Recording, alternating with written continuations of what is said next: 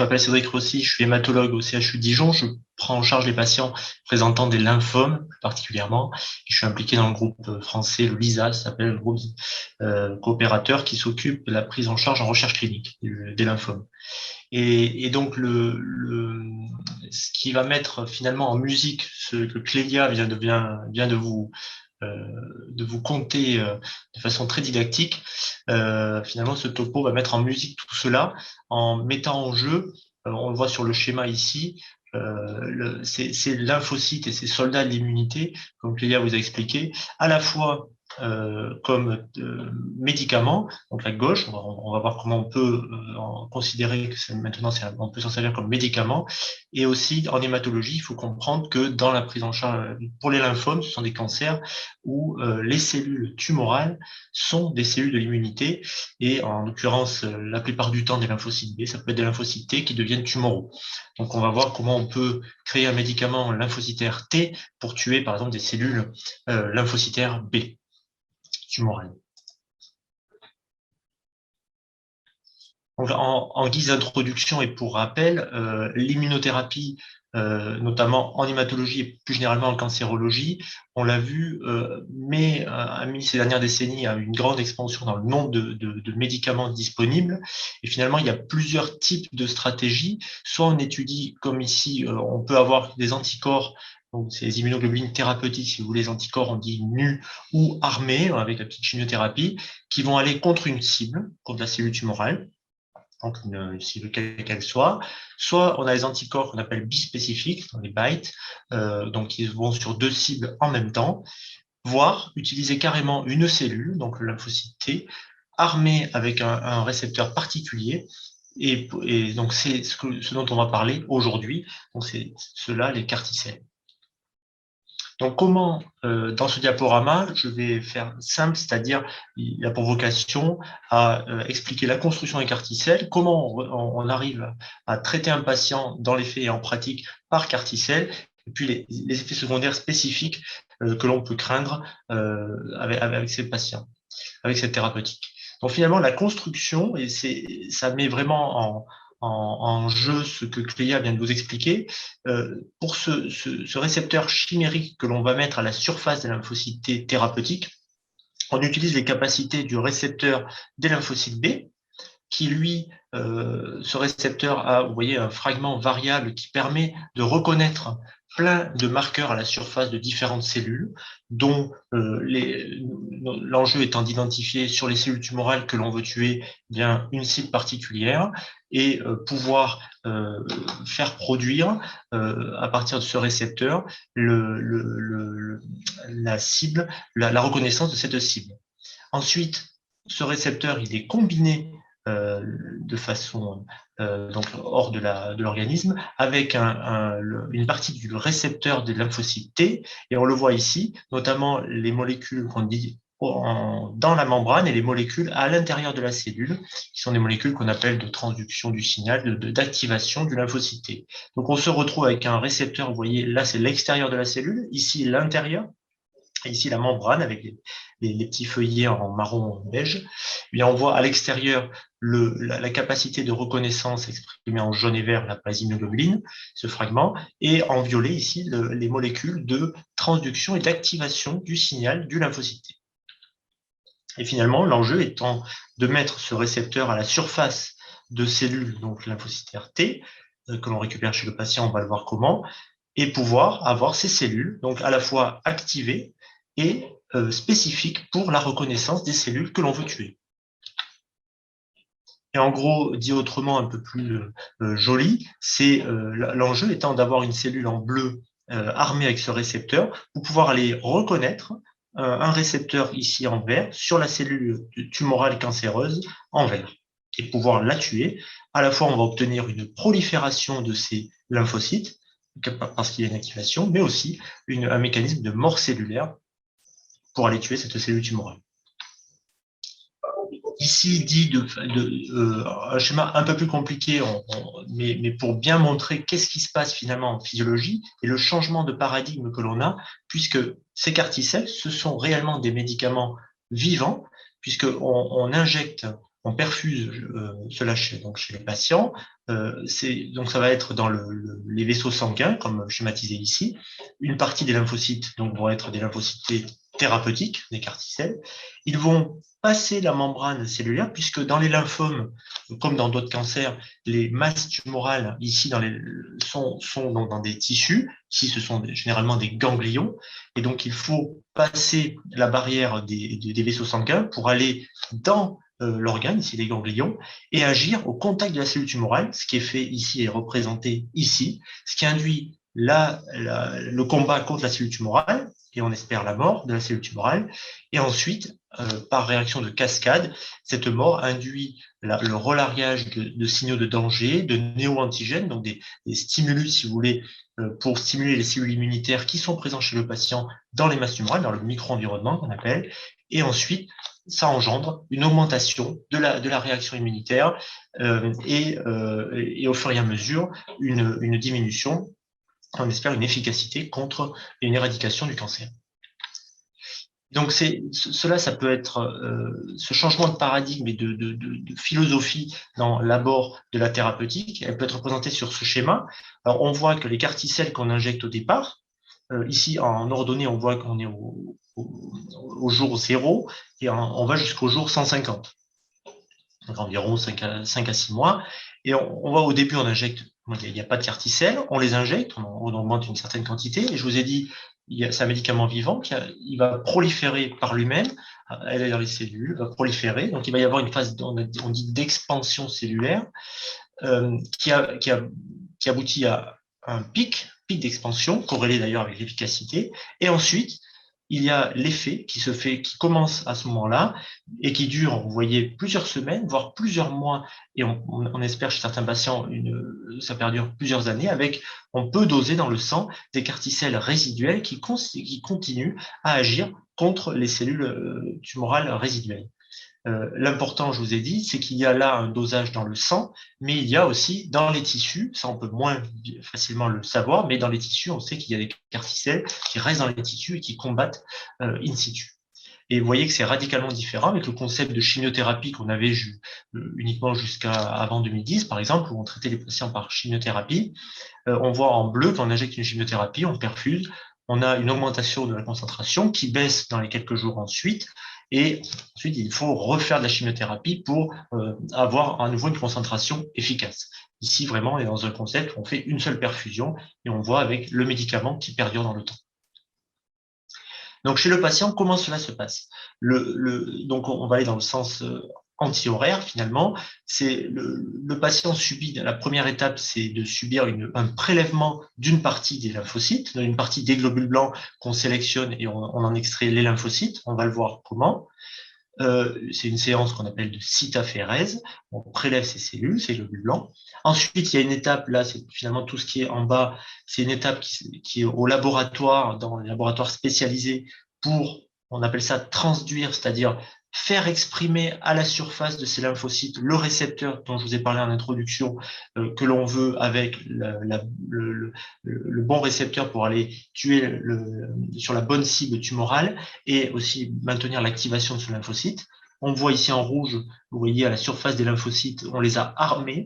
Et ensuite, il y a des contrôles de qualité évidemment. Et ensuite, ça aboutit finalement à une poche de perfusion qui est restituée au centre dans lequel le patient est traité et c'est réinfusé, reperfusé au patient.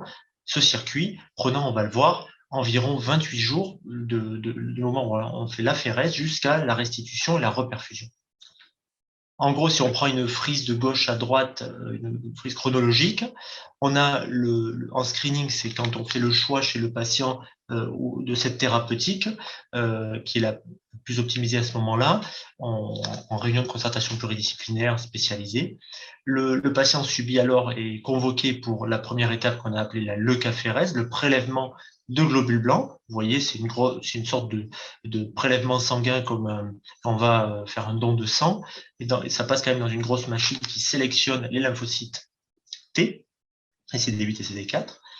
Et ensuite, pendant ce temps, on fait de la chimiothérapie. Donc là, tout ce temps, cet intervalle, les cellules sont envoyées au laboratoire qui fait le travail qu'on a vu de transduction, de forcer l'expression de ce récepteur chimérique à la surface de ces lymphocytes. Pendant ce temps, le patient, et juste avant de réinfuser, subit une chimiothérapie, on dit de conditionnement, qui crée une ambiance pour que au moment où on va faire les carticelles, il y a une ambiance immunologique favorable à cette expansion qu'on a vue et, et donc à l'efficacité du médicament.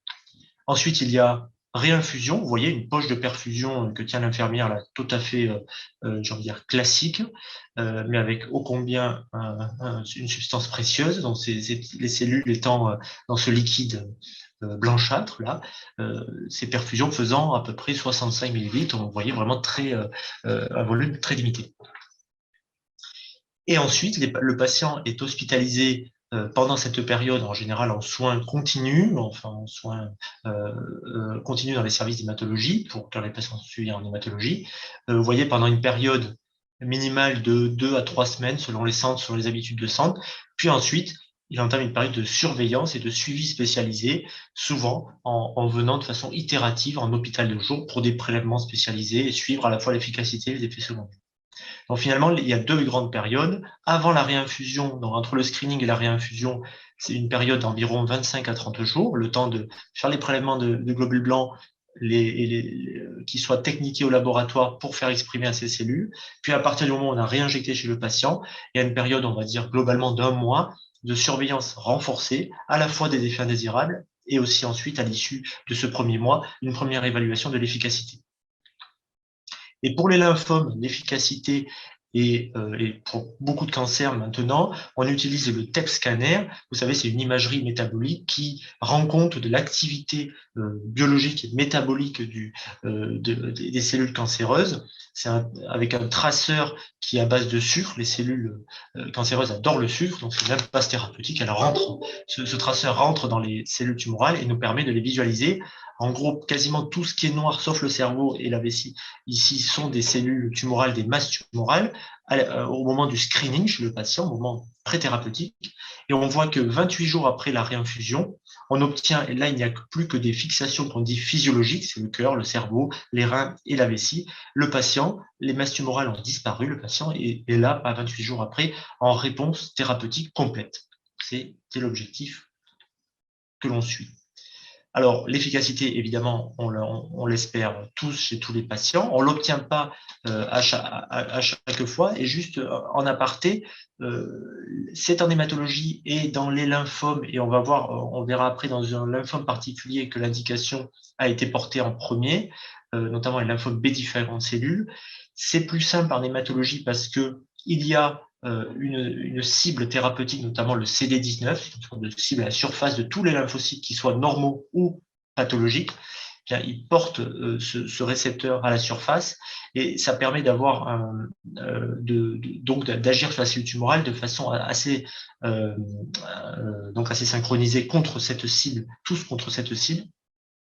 C'est assez difficile dans les cancers solides actuellement de trouver une cible par cancer, une cible unique pour tous les patients qui ont un cancer digestif, pour tous ceux qui ont un cancer du sein.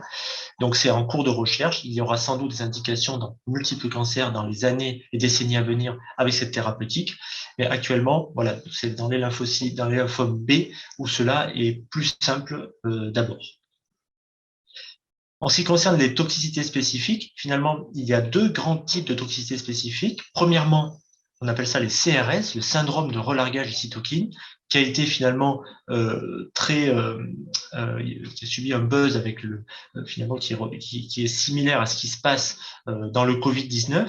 Ce que vous a dit Clélia, c'est qu'il y a une réponse immunitaire physiologique qui crée une sorte d'inflammation par des relargages de signaux de danger, la mise en jeu des cellules de l'immunité, nos soldats. Et en outre, ici, vous voyez, le carticelle agit contre la cellule tumorale, mais il y a aussi, on l'a vu, un recrutement de cellules présentatrices d'antigènes, d'autres soldats de l'immunité, et le tout permet de créer une grande inflammation chez le patient. Il y a une grande prolifération de ces cellules. assez exponentielle pendant quelques jours, et cela induit un relargage de petites molécules, donc on appelle les cytokines, interleukine 6, interleukine 1, qui servent normalement à la communication entre les différentes cellules de l'immunité. Ici, elles servent à cette communication, mais aussi elles deviennent assez pathogènes puisqu'en grande quantité, et on voit effectivement après le réinfusion de carticelle, on voit un pic d'augmentation qui est synchrone au pic d'expansion de ces cellules. On le voit, les différentes petites molécules ont dans les 2, 3, 4, 6 jours, en gros dans les 10 jours juste après la réinfusion, il y a un pic de la plupart des cytokines qui induisent pour la plupart de la fièvre, elles sont pyrogènes, elles créent une inflammation, voire une souffrance de certains organes. Donc il peut y avoir à ce moment-là des effets indésirables qui sont gradés aussi, comme vous a dit Cléa, de 0 à 5. Et souvent, il y a une cotation et les patients peuvent malheureusement parfois aller jusqu'en réanimation pour subir des soins donc spécialisés de réanimation. Et dans l'extrême majorité des cas, tout ceci est réversible avec des thérapeutiques à base de corticoïdes ou d'immunothérapie type anti-IL6 ou anti-IL1, par exemple.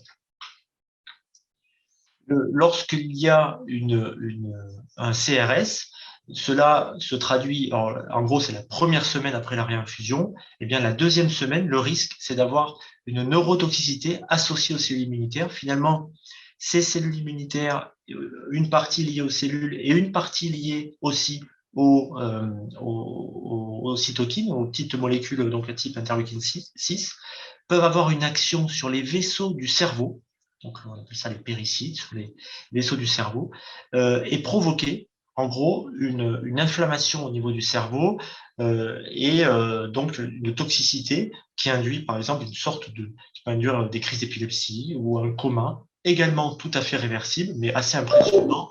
Et cela est corrélé évidemment au grade de CRS. Plus le grade est élevé, plus il y a un risque d'avoir une neurotoxicité pendant la deuxième semaine. Donc, schématisé ici, après la réinfusion, on a la première semaine le risque de CRS, c'est pour ça qu'il y a une surveillance en soins continus, et ensuite la deuxième semaine, le risque de neurotoxicité. Après le 14e ou 21e jour, on est tranquille, on a passé cette zone de toxicité, et ensuite il faut observer, surveiller plus simplement.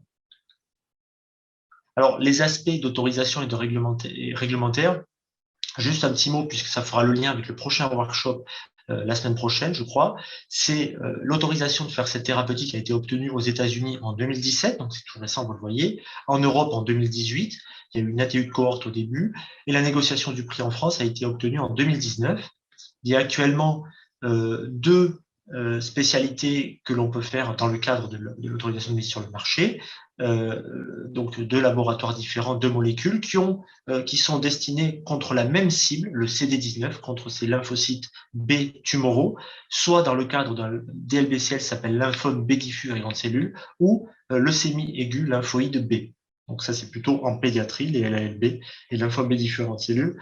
L'indication étant, c'est le RR qui est un acronyme pour dire réfractaire et rechute. Ce n'est pas à tous les patients qui ont ces maladies, c'est réservé aux patients qui sont réfractaires aux thérapeutiques classiques dans ces thérapeutiques. Donc c'est finalement peu de patients au total, mais tout de même, ça représente à peu près entre 700 et 800, voire 900 patients par an en France, rien que sur ces deux indications. Et vous voyez, le prix est assez cher, donc il faut peser l'indication en RCP, comme je vous l'ai dit, et bien suivre les patients, comme j'ai essayé de vous l'expliquer dans le diaporama. Donc voilà, entre 300 000 et 400 000 dollars, selon à peu près 350 000 euros en Europe. Et tous ces patients, comme c'est le cas par exemple pour les autogreffes ou les allogreffes en hématologie, et là donc c'est valable pour tous les cancers, il y a un registre qui a été créé à la demande de la HAS, qui est un dispositif d'enregistrement de suivi des carticelles français, et tous les patients qui ont cette thérapeutique, il y a un rapport que l'on fait en tant que médecin, anonyme évidemment, mais avec un numéro d'identification pour dire que tel patient a eu carticelle à tel moment, dans telle indication. C'est pour avoir une réglementation et que l'HAS monitore et nos autorités réglementaires permettent de monitorer à la fois les indications, les nombres de patients et rendre compte de tout ça. Les objectifs étant d'évaluer l'efficacité en vie réelle, le profil de toxicité et mieux décrire les patients éligibles. Les cancers concernés, pour l'instant, je vous l'ai dit, c'est les lymphomes B différents cellules et le leucémie aiguë lymphoïde B. Très récemment, il y a moins d'un mois, on a eu l'autorisation pour faire, dans le cadre du myélome, une autre pathologie avec une autre cible qui s'appelle le BCMA. Et puis d'autres cancers à venir, on l'espère tous, et notamment mes collègues oncologues solides. Un point important, c'est que les centres qualifiés en France doivent subir une accréditation par les laboratoires, mais aussi par les différentes ARS. Donc, vous voyez, pour les deux spécialités dont on a l'AMM dans les lymphomes B différentes cellules et lymphomes, les LALB, certaines villes ont été accréditées. Dans le temps, sur une période de 2 ans, là, à Paris, il y a un zoom ici pour certains centres. C'est pour dire qu'il faut on peut le faire que dans des centres de référence. Il faut à la fois que les pharmacies aient toute une logistique en place, les services de référence avec des lits spécialisés et un suivi spécialisé. Pour l'instant, évidemment, on ne peut pas le faire dans les hôpitaux périphériques, on ne peut pas le faire dans il faut le faire dans des structures, en général des centres anticancers ou des CHU habilités et accrédités. Et vous pouvez retrouver l'ensemble des informations sur les cancers du système lymphatique, donc les lymphomes, et des renseignements sur le site de la FITC. Je vous invite à y aller pour plus de précision. Et je remercie, comme Clélia d'ailleurs, je ne reprends pas tous les éléments, mais à la fois le groupe de travail éducation patiente avec qui l'on travaille en étroite collaboration, le groupe de travail Patients Advocacy et les 4 membres, on essaie d'être dynamique et de vous donner du contenu pour mieux appréhender et, comme disait Aurélien, faire du lien entre nous pour évaluer nos besoins respectifs et que nos forces soient synchronisées, et les différents membres du bureau de la FITC. Voilà, merci à tous pour votre attention.